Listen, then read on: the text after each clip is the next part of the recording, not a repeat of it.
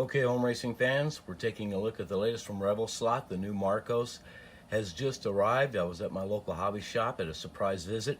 They had them on the shelf, and well, my mama was kind to me. She let me have both of them there that they had.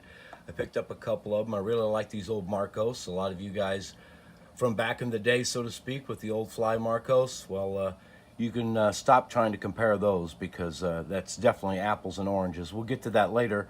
Just for this car right here, just very well done. The detail level, the markings, just, you know, excellent fit and finish all the way around, I think, on the body wise anyway. Let me get the body off here. And I think it looks pretty good. Prototype photos show they got it pretty close. I mean, nobody's perfect, but I think they captured the one-to-one pretty well. On the inside, that's the big story, of course, is the aluminum anodized chassis. 21K motor. You've got bearings front and rear. It does have the 3mm axles though, a little bit larger axles.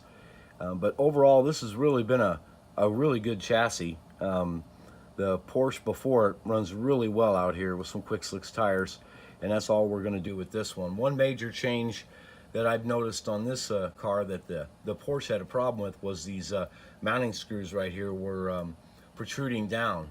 So I replaced them with some flatter screws, but as you can see here, they have milled out made a change here in the chassis so that these screws are now flush with the bottom of the chassis. So, you know, they knew they made a mistake, and it looks like they addressed it. So I can't say enough about that. You hardly ever see that. Most companies just leave it alone, but they did fix it. So kudos to them for that.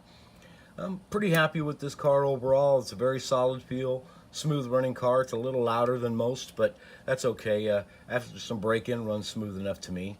You know, $79.95, $80.